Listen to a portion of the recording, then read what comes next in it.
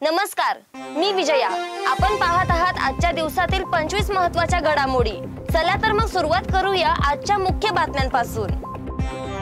नागपुरात कळमना परिसरात गुन्हे शाखेच्या युनिट 5 पथकाने धाड टाकून 2.40 ग्रॅम एमडी मेफ्रोडोन सह 6.43 लाखांचा मुद्देमाल जप्त।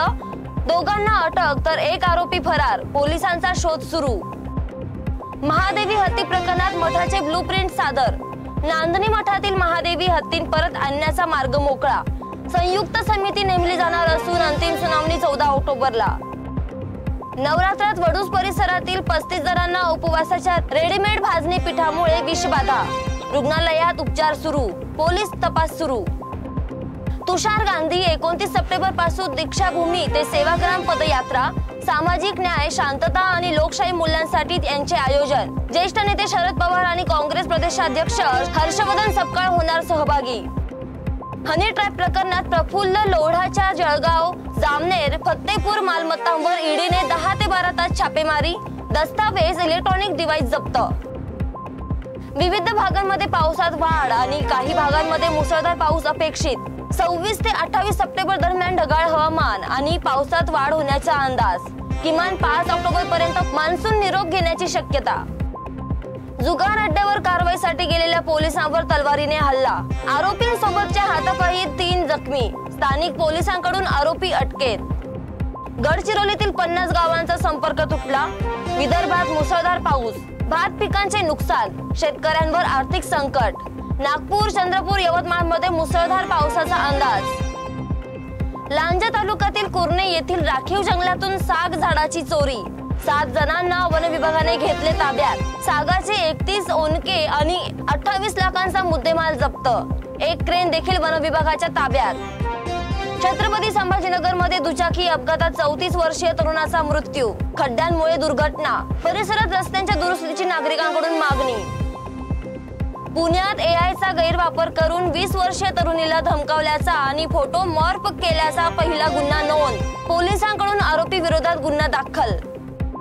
मराठवाडा, सोलापूर मध्ये झालेल्या महापुरामुळे शेतकऱ्यांचं मोठं नुकसान। खासदार ओमराजे निंबाळकर यांचा सरकारवर मदतीसंदर्भात सवाल। बीड मध्ये मित्रासोबतच्या वादातून पत्रकाराच्या 22 वर्षीय मित्राची चाकूने हत्या। आरोपी फरार। धाराशिव जिल्ह्यात पुराचं संकट असतानाच जिल्हाधिकारी आणि उपजिल्हाधिकारी मात्र नाचण्यात दंग। Video viral. नागरिक संतप्त। आईच्या निधनानंतर दुसऱ्या दिवशीच आईच्या मृत्यूच्या धास्तीने मुलाचा मृत्यू। नाशिकच्या सरस्वतीवाडी गावात शोककळा। निगडीत मेट्रो कामामुळे मुख्य जलवाहिनीला धक्का। गळतीमुळे लाखो लिटर पाणी वाया। पाणी पुरवठा विभागाकडून युद्ध पातळीवर दुरुस्ती सुरू।